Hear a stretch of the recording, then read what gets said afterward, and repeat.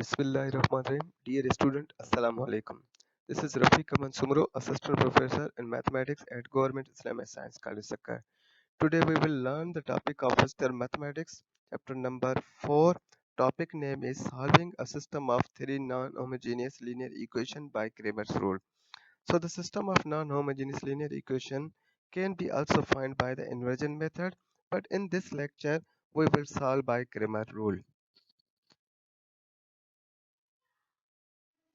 So now, first we define the homogeneous and non-homogeneous equations. A system of equation is said to be homogeneous if it is the form of this one. So a1 x1 plus a1 2 x2 plus a1 3 x3 equals to 0. और ये यहाँ पर ये तीनों equations given है और इन तीनों equations में जो a11 है या a12 a13 so these are the coefficient and x1 x2 x3 these are the unknown variables and यहाँ पर equals to 0 लिखा हुआ है it means all the constants are 0 so this type of system is called homogeneous और यहाँ पर एक और सिस्टम है जो नॉन होमोजीनियस है नॉन होमोजीनियस ये है कि a system of equation is said to be non-homogeneous if it is the form of this one. So a11 similarly a11 x1 a12 x2 a13 x3 equals to b1. तो ये तीनों equations given है इन तीनों equations में a11 a12 a13 these are the coefficients and x1 x2 these are the unknown variables and b1 b2 b3 these are the constant.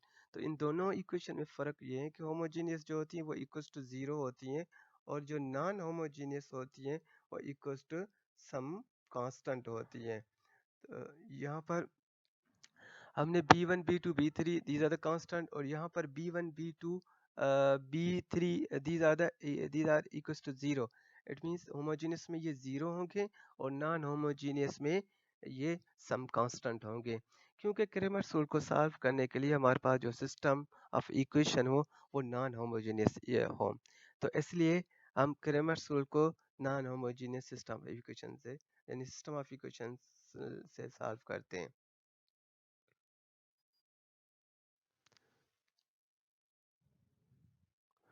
Now we will solve the system of homogeneous, non-homogeneous equations called the trivial and non-trivial solution.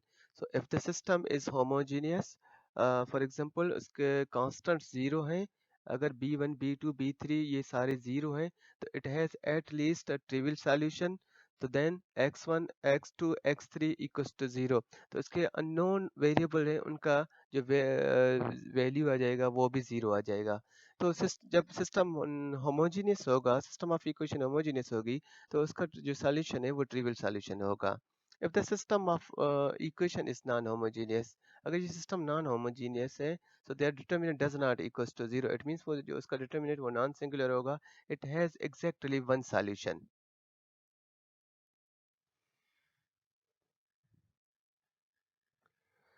notation used to find the value of unknown variables by Cramer's rule तो यहाँ पर हम x1, x2, x3 जो unknown variables के हम value find out करते हैं उसके लिए हम जो फार्मूला बना लेते हैं कि a1 determinant upon a determinant for x1 a2 determinant upon a determinant for x2 and a3 upon a determinant for x3 ठीक है तो उसके बाद हम क्या करते हैं कि जब हम यहाँ पर ए कहाँ से मिल जाता है ए जो है ओरिजिनल इक्वेशन होती है जिससे हम एक कोएफिशिएंट मैट्रिक्स बना लेते हैं और उस कोएफिशिएंट मैट्रिक्स का जब हम डिटरमिनेंट मालूम करते हैं तो वहाँ से हमें ए मिल जाता है so where A does not equals to zero it means वो जो ए डिटरमिनेंट है वो जीरो नहीं होना चाहिए क्योंकि वो नॉन सिंगुलर होना चाहिए उसके बाद A1 डिटरमिनेंट क्या होता है A1 डिटरमिनेंट में हम क्या करते हैं we have to replace the first column of this determinant by the constant of the equations तो कांस्टेंट का जो हम इक्वेशन का कॉलम बना लेते हैं उस कॉलम से हम फर्स्ट कॉलम को रिप्लेस करते हैं फॉर A1 सिमिलरली A2 के लिए हम सेकंड कॉलम को रिप्लेस करते हैं then we have to put the constant column for second column तो B1 B2 B3 हमने यहाँ पर रखा है ये A2 के लिए और A3 के लिए अगेन हम क्या करेंगे कि जो लास्ट थर्ड कॉलम है उसको हम रिप्लेस करते हैं bye constant columns of matrix से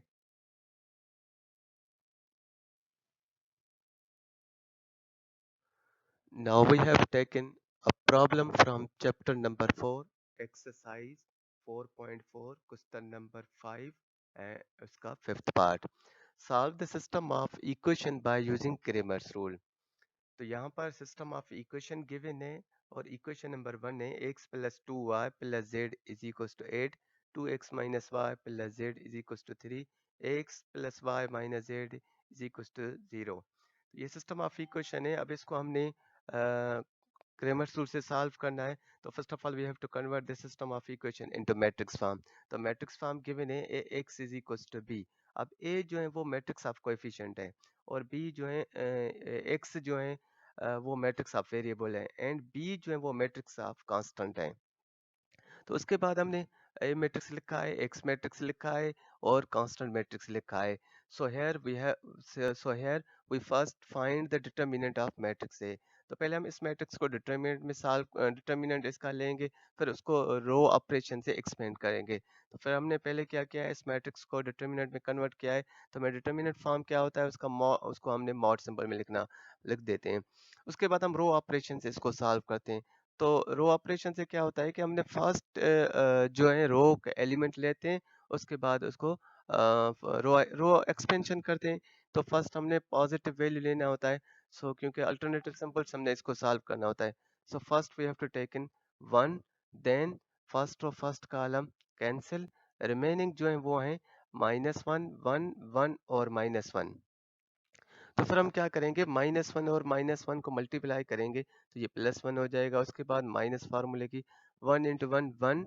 after this we have to take in, क्योंकि अल्टरनेट साइन सिंबल्स चूज करते हैं तो ये +2 है तो -2। फिर first row second column cancel. उसके बाद रिमेनिंग एलिमेंट्स हैं 2 1 1 -1।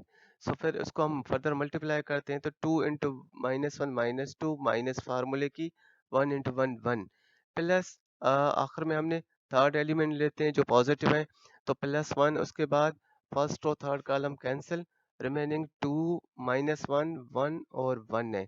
तो फिर अगेन 2 इंटू 1 को मल्टीप्लाई करेंगे तो ये 2 हो जाएगा, माइनस फार्मूले की 1 इंटू -1 -1 तो ये -1। फर्दर उसके बाद हम इस ब्रैकेट्स को सॉल्व करते हैं तो -1 +1 0 हो जाएगा, 0 इंटू 1 0। उसके बाद ब्रैकेट्स में -2 -1 है तो -1 -2 -3 हो जाएगा, -3 इंटू -2 ये +6 हो जाएगा क्योंकि माइनस इंटू माइनस प्लस हो जाएगा और 2 इंटू 3 6 हो जाएगा। उसके बाद 2 + 1 3 है, 3 इंटू 1 3 तो 1 इंटू 3 3। तो ये अब इसको हम फर्दर सिंप्लीफाई करेंगे तो ये 0 + 6 + 3 हो जाएगा। तो ये 6 और 3 9 हो जाएगा। अब यहाँ पर ए डिटर्मिनेंट का जो वैल्यू आ गया वो 9 आ गया। अब ये जो 9 है वो this this doesn't equals to 0, तो इसलिए it means this determinant is this matrix is non singular. तो नॉन सिंगुलर तो क्रेमर्स रूल के लिए जो है ओरिजिनल मैट्रिक्स का जो डिटर्मिनेंट है वो ओरिजिनल मैट्रिक्स का जो डिटर्मिनेंट है वो नॉन जीरो होना लाजमी है। Now for A1 matrix, A1 determinant के लिए हमने क्या किया है कि we have to replace the first column of this determinant by the constant column. तो ये कांस्टेंट को हमने फर्स्ट कॉलम को रिप्लेस करके कांस्टेंट रखें तो ये उसका जनरल फॉर्म है। फिर उसको हम न्यूमेरिकली सॉल्व करते हैं तो जो इक्वेशंस के वैल्यू थे तो अब ये कांस्टेंट की वैल्यू है 830। उसके बाद बाकी 2 1 -1 1 और 1 -1, तो ये बाकी सारे एलिमेंट्स हैं। तो आफ्टर दिस हम इस डिटर्मिनेंट को रो ऑपरेशन से एक्सपेंड करते हैं। सो रो ऑपरेशन के लिए हमने फर्स्ट एलिमेंट इनसे लेना है। तो फर्स्ट एलिमेंट वो शुड बी पॉजिटिव क्योंकि इसके अल्टरनेट सिंबल्स होती हैं, पहला पॉजिटिव लेते हैं, सेकंड नेगेटिव लेते हैं, थर्ड वन इज पॉजिटिव। तो +8 लिया, उसके बाद फर्स्ट रो फर्स्ट कॉलम को कैंसिल किया। रिमेनिंग एलिमेंट है -1 1 1 -1। तो फिर इसको मल्टीप्लाई करते हैं तो -1 इंटू -1 1 हो जाएगा, माइनस फार्मूले की 1 इंटू 1 1 हो जाएगा, माइनस क्योंकि सेकंड वैल्यू नेगेटिव लेते हैं तो -2। उसके बाद first row second column cancel, remaining element है 3 1 0 1। तो फिर अगेन 3 इंटू -1 -3 हो जाएंगे, माइनस ये फार्मूले की। उसके बाद 0 इंटू 1 0 हो जाएगा, प्लस थर्ड एलिमेंट लिया 1 पॉजिटिव 1। तो उसके बाद हमने फर्स्ट और थर्ड कॉलम को कैंसिल आउट किया, उसके बाद 3 -1 0 1 ये एलिमेंट्स रहे। अब इसको फर्दर मल्टीप्लाई करते हैं, 3 इंटू 1 ये हो जाएगा 3 माइनस फार्मूले की, उसके बाद 0 इंटू -1 0 हो जाएगा। अच्छा, नेक्स्ट स्टेप में क्या होगा कि -1 और +1 ये कैंसिल हो जाएगा। अब ये 0 और मल्टीपल में 8 है तो 0 इंटू 8 ये 0 हो जाएगा, -2 पहले से ही है। उसके बाद -3 -0 -3 हो जाएगा, तो माइनस इंटू माइनस प्लस 2 3 दा 6 हो जाएगा। नेक्स्ट में हमने 6 रखा है, प्लस 1 यहाँ पर है और 3 -0 3 है, 1 इंटू 3 3 हो जाएगा। फिर हम इन सबको ऐड करते हैं तो 0 प्लस 6 प्लस 3 तो ये 9 हो जाएगा, तो A1 डिटर्मिनेंट का वैल्यू 9 आ गया। इसी तरह हम A2 के सॉल्व करेंगे तो अगेन A2 का हमने जनरल फॉर्म रखा है और सेकंड कॉलम को रिप्लेस किया है बाय कांस्टेंट मैट्रिक्स से। तो कांस्टेंट का मैट्रिक्स B1 B2 B3 था, तो ये जनरल फॉर्म है। फिर अगेन हमने वो कांस्टेंट के सेकंड कॉलम में वैल्यू रखे 8 3 0। फिर बाकी जो फर्स्ट कॉलम और थर्ड कॉलम वो सेम रहेगा। अगेन हम इसको रो ऑपरेशन से सॉल्व करेंगे, तो हमने फर्स्ट एलिमेंट लिया है 1, तो +1, उसके बाद first row first column cancel, तो बाकी जो एलिमेंट्स रहेंगे 3 और 1 0 -1। तो फिर इसको फर्दर सिंप्लीफाई कर 3 इंटू -1 -3 माइनस फार्मूले की 0 इंटू 1 0 हो जाएगा, और सेकंड वैल्यू हमने -8 लिया है तो -8, उसके बाद first row second column cancel, remaining element है 2 1 1 -1। तो फिर 2 इंटू -1 ये -2 हो जाएगा, ये माइनस फार्मूले की 1 इंटू 1 1 हो जाएगा, प्लस हमने 1 लिया है थर्ड वन, तो थर्ड एलिमेंट लिया, उसके बाद फर्स्ट और थर्ड कॉलम कैंसिल, रिमेनिंग है 2 3 1 0। तो बाकी उसको सिंप्लीफाई करते हैं तो 2 इंटू 0 ये 0 हो जाएगा, माइनस फार्मूले की 1 इंटू 3 3 हो जाएगा। आफ्टर दिस फर्दर सिंप्लीफाई करते हैं तो ये 1 सेम, तो -3 -0 ये -3 रहेगा, उसके बाद -8 -2 -1 -3 रहेगा, उसके बाद +1 सेम और 0 -3 ये -3। नेक्स्ट में हम इसको सिंप्लीफाई करते हैं तो 1 into -3 -3 plus minus into minus plus 3 into 4 24 plus into minus minus 1 into 3 3। तो ये -3 प्लस 3 ये दोनों कैंसिल आउट हो जाएंगे। उसके बाद 24 अच्छा ये -3 और -3 ये +6 हो जाएंगे, तो +6 -6 प्लस 24 प्लस का 18 हो जाएगा। उसके बाद हम आते हैं A3 डिटर्मिनेंट को सॉल्व करने। तो अगेन A3 का हमने जनरल फॉर्म रखा है और इस जनरल फॉर्म में हमने जो थर्ड इसका कॉलम है उसको रिप्लेस किया है कांस्टेंट मैट्रिक्स से। तो उसके बाद B1 B2 B3 रखा है, फिर इसके न्यूमेरिकल फॉर्म हमने लिखा है 1 2 और 8 2 -1 3 1 1 0। तो ये थर्ड जो कॉलम है ये कांस्टेंट का कॉलम था। तो after this we have to simplify by row operation, तो हमने 1 लिया, उसके बाद फर्स्ट और first column cancel, remaining is -1 3 1 0। तो ये चार एलिमेंट बचे, अब इसको फर्दर सिंप्लीफाई कर दें तो -1 इंटू 0 0 हो जाएगा, ये माइनस फार्मूले की 1 इंटू 3 3 हो जाएगा। अगेन ये सेकंड वैल्यू हम नेगेटिव लेते हैं तो क्योंकि अल्टरनेट सिंबल यूज करते हैं तो ये -2 हो जाएगा, first row second column cancel, बाकी जो एलिमेंट्स हैं 2 3 1 0, सो 2 इंटू 0 0 माइनस फार्मूले की 1 into 3 3। After this plus third element at positive, so cancel करेंगे फर्स्ट रो थर्ड कॉलम को, जो रिमेनिंग एलिमेंट्स हैं वो 2 -1 1 1। सो आफ्टर दिस 2 इंटू 1 ये 2 हो जाएगा, ये माइनस फार्मूले के रखेंगे, और माइनस 1 इंटू -1 ये -1, तो -1 और माइनस इंटू माइनस ये +1 हो जाएगा। सो नेक्स्ट स्टेप में 1 और 0 -3 हो जाएगा, ये -2, उसके बाद 0 -3 हो जाएगा, ये 8 2 प्लस 1 3 हो जाएगा। So next 1 into -3 plus minus into minus plus 2 3 6 हो जाएगा, प्लस 3 इंटू 8 24 हो जाएंगे, तो ये प्लस का 6 प्लस का 24 प्लस का 30 माइनस का 3, तो ये प्लस का 27 हो जाएगा।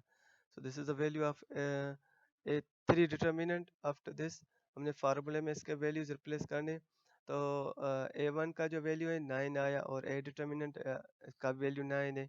उसके बाद फॉर Y A2 का वैल्यू 18 आ गया और A1 का 9। फिर z के लिए हम a3 का वैल्यू 27 आ गया, a डिटर्मिनेंट का वैल्यू 9 है। तो फर्दर इसको सिंपलीफाई करेंगे तो 9 को 9 में कैंसिल आउट तो ये 1 हो जाएगा। उसके बाद 18 को 9 की टेबल 2 टाइम लगेगी तो ये 2 y का वैल्यू 2 आ जाएगा। उसके बाद 27 को 9 की टेबल 3 टाइम लगेगी तो ये 3 वैल्यू आ जाएगा। So after this we have to get the value of non variable x y z। So x is equal to 1, y is equal to 2 and z is equal to 3। तो जब ये हमें value मिल जाएंगे तो हम verify कर सकते हैं कि अगर हम वेरीफाई करेंगे तो इधर तो वेरिफिकेशन के लिए हम ये वैल्यू इक्वेशन में पुट करेंगे, तो अगर इक्वेशन दोनों तरफ से सेटिस्फाई हो रही है तो it means these are the correct solutions. So hence the above solution is a unique solution.